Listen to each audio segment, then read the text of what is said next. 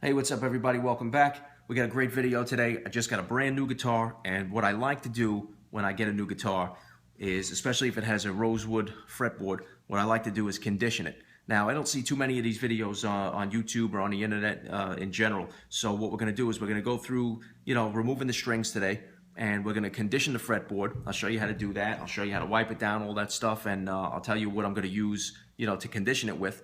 I tend to like my fretboards a little bit darker, kind of like ebony, and I found this stuff which conditions it where if you apply it the right way, it actually does darken up the fretboard. So we're going to work on that today, and if you're here for the first time on this channel, then go ahead and subscribe. Make sure you check out the rest of the channel. I have a lot of videos on there, all free stuff, and we're basically all things guitar here, so we're going to put this video in the mix also. And I just so happen to have a brand new guitar. And one of the reasons I like to do that, besides getting a bit of a darker fretboard, I like to give it, a nice, rejuvenate the wood. And you'll see it's really gonna, this fretboard, it's not in bad condition, but it does feel a little bit dry. And the strings, because, they've been sitting probably in a box or maybe on a guitar stand out in the store on display, on a guitar hanger, they tend to get a little oxidized, and then they start to get a little bit dead sounding. So we're going to put new strings on it also. But for the first video, and this is going to be a two-part video, the first one, I'm going to take off the strings, we're going to condition the fretboard, and then what we're going to do is we're going to restring it with some 10 to 46 gauge, and we'll go from there. So I'll show you how to restring it also. I have a little method to hold it into the tuning post. But before we get started here, you want to make sure you have all your supplies laid out. Get a nice towel on a table, good, comfortable workspace. And now what you could do also, instead of, because you don't want to lay the guitar down straight on the table and have the headstock on the angle resting on the table. So what I'm going to do is I'm just going to show you how I have this set up right here. You see, it's not touching, because what I did was I have an old block of wood here, and I'm going to take that block of wood out, and I'm going to show you what you can do. Now, you can either buy one of these guitar neck stands from like any music store, or ordered on the internet. But what I just did was took an old block of wood, and you just carve a nice little bevel in there and sand it down a little bit, and then you just throw a towel over it, and you put it right underneath your headstock. You rest your neck in there, and it's good. Okay, so that takes the pressure off the headstock. You never want to lay the guitar straight down on the table, because they're at an angle. And what happens if you're resting that angle, you're putting a lot of pressure on the neck right there, and you could snap it. So you don't want to do that, especially if you lean down on the guitar, or you knock it over or something. That's definitely not a good thing. Okay, so first thing we're going to do, just detune it. Get yourself one of these string winders. If you don't have those locking tuners like I have on my other guitar, on my Gibson, you just put it through the post, you lock it down, then you don't need one of these, because you're only turning like one or two turns to tune it up. But since this one is not equipped with that, we'll just wind let's see what I'm doing here. It just winds the string right off. All right, so you just want to take just enough tension off the string. Just get the slack off of it. Just enough so that when you cut it, it doesn't snap in your face and injure you. So we don't need any of that.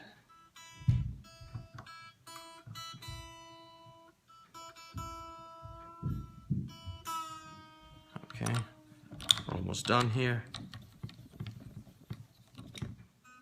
Just get the tension off, and then I'll show you what we're going to do. Now, this particular guitar string winder is really cool because it has a cutter on the back. Now, this is made by Planet Waves. Okay, so you just open it up like this. Now, the tension's off the strings. Remember, if you don't take the tension off and you cut these, the string is under a lot of pressure, a lot of tension. It's going to snap in your face. It could cut your hands. It could cut your face. So you want to be real careful doing that. So make sure you take off the tension by loosening the strings. Then you could just cut them.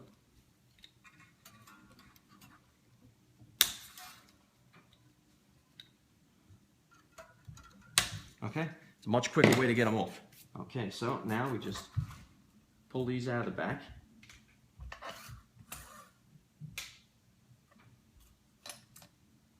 Now, always be careful on these Les Paul style guitars, because when you do take the strings off, the tone bridge here is only held on by the pressure of the string, so it can slide off. So what I'm going to do is I'm just going to take it off and put it down here on the table just so that it doesn't slide back down and scratch the finish of the guitar. We don't want that. That's definitely gonna, you know, put a damper in your day, especially if you're gonna go resell it. Also, if you're gonna play with it on stage, you really don't want a bad nick in the finish because it just doesn't look good. All right, guys, so we're almost done here, pulling these strings completely off. Like I said, this is the first part of a two-part video. The second video will restring it, and I'll show you a little trick that I like to do with regular tuners when you put the string through it. That'll save you a lot of a headache. All right.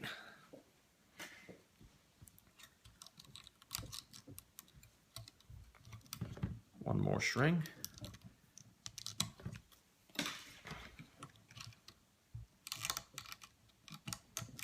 Okay, now that's all out of the way. Okay, so now we have a nice clean fretboard. All right, so let's check that out.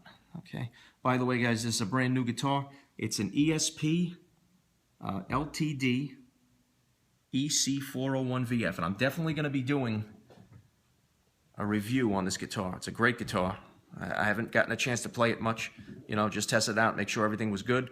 But I figured since I'm going to condition the fretboard, I might as well take you guys along for the ride and show you guys how to do it. We don't want to lose the camera there. That's definitely an important tool for me making these videos. So, all right, here we go. Now we got a good angle. So, got my strings set up. I'm gonna put those off to the side. This is Dunlop O2 fretboard conditioning formula. Now, I've tried other conditioners in the past. Now, you can see what that says on the bottom. It says deep conditioner. What I like about this particular one is it has an applicator pad right on it. Okay, that's number one. And the second thing I like about it is if you put on just the right amount or do a second coat, it actually darkens up the rosewood and gives it the appearance that it is an ebony fretboard. And I love that because, like I said, you know, in my other video when I did the review on the Gibson, there's not a lot of companies out there that are, you know, moderately priced guitars that use ebony fretboards. Okay, so you give it a good shake. All right, now get yourself a nice rag. Just quickly wipe down the fretboard. Get any little bit of dust particles or whatnot on there. Now, if this had been a used guitar, which it's not, then you would get a fretboard cleaner and you'd spray it on the rag and you'd really get in there and you'd wipe all the gunk off the fretboard and all that. We don't have that situation here because it's brand new and there is no wear on this at all. Okay, so you don't have anybody's, you know, finger oils and things like that on it yet. Okay, so what I like to do is I leave it upside down for a couple seconds just to, you know, get it, saturate the pad a little bit. Okay, and then what we'll do is we'll go ahead and once I start to get the pad applicated, now it's starting to come out. Okay, so now you can squeeze a little bit, rub it on there. You don't want to put too much, but you want to cover it evenly. And what I do is I go fret by fret. Make sure it's coming out good. All right. And as I'm doing it, I will go about up to, I'm going to say I'll go up to the 7th here. So stop at 7. So I got a good marker point now. I know where I stopped. Go back over this again. It's looking really nice, guys. Okay, you don't have to worry about this thing doing any kind of damage to the fretboard. Now what I'm going to do is I'm just going to give you a little bit of a close-up here. And you can really see how rich it's starting to look. It's really good, that conditioner. So now what I'll do is I'm about 7 frets in. Okay. So now what I'm going to do is I'm going to take my rag. Okay. And I'm going to just work it in to the fretboard. You don't have to put a lot of pressure. Just rub it in. Let it get deep into the wood. Okay.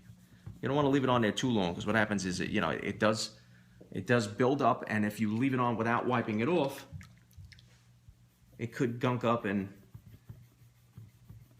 you really don't want that. It's just a little harder to rub off the next time. it gets in your way a little bit. So we don't want none of that excess stuff. So now you can go ahead and do the rest of the fretboard. Okay, just give it a look. It's coming out real nice.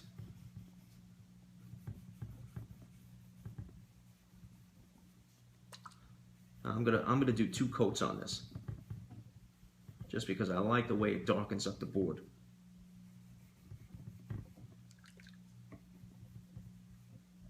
This stuff is not expensive, guys. Not expensive at all. A bottle of this is only a few bucks, and it's worth every penny. All the way to the end. Okay, now like I said, now I'm gonna do also, since I'm still working with it, and I'm gonna do another coat, I'm just gonna leave it on the table upside down with the cap on. Now, it's not going to leak out. It has the applicator pad, but what that does is it really gives it a good saturation on the pad. So the next time I go over this with the second coat now, by the time I'm done rubbing off these frets here, it's going to be completely soaked, and I won't have to squeeze on the tube at all to apply it or press down that hard.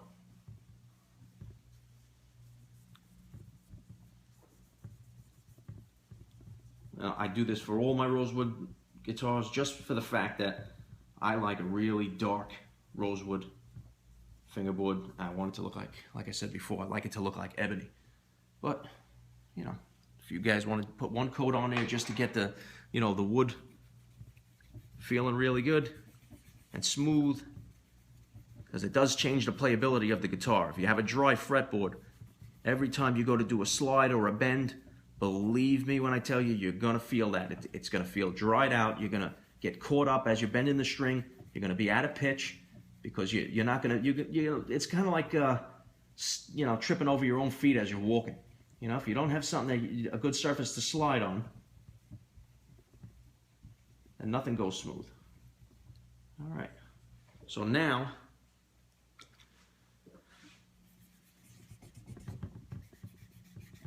we got 2 good coats on here.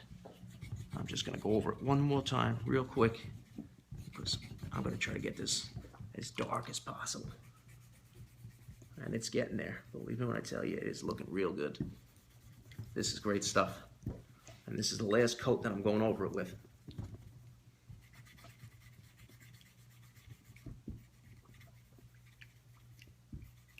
You can kind of hear the liquid a little bit sloshing around in there as I'm doing it, because I am just moving real fast, you know, but I just like to work fast. You don't have to rush this. You can take your time. It's, you know, it doesn't give you like only a couple of seconds to hurry up and wipe it off. It's, you know, it's not that kind of a material.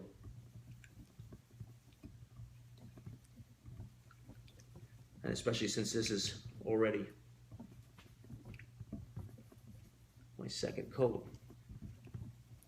You might have to go on a little bit of an angle on these higher frets here, just because the applicator pad, you know, it doesn't completely fit right in between. So if you go on an angle, you can get the whole fret.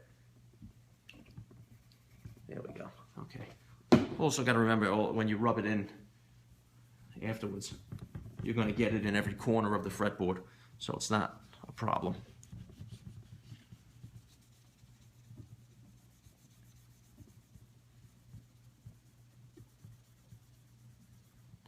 Now I'll give you guys a close-up again as soon as I finish getting this all completely rubbed in there, so that it can dry much quicker and really get into the wood deep. And you'll see that, you know, from when we started, I mean, you know, it didn't make a gigantic difference on this fretboard because it wasn't very light to begin with, but it did darken it up a little bit. Now my Gibson, on the other hand, had a very light fretboard. And also my Epiphone Les Paul Custom Pro, when I conditioned it with this stuff, it almost completely went ebony, which is, I mean, a beautiful finish. This one here is a real nice piece of wood, so it's looking real good. Just remember, get yourself a really good rag to wipe all the excess off. All right, that's nice. Okay, so let me just give you guys a little closer look. Nice and dark.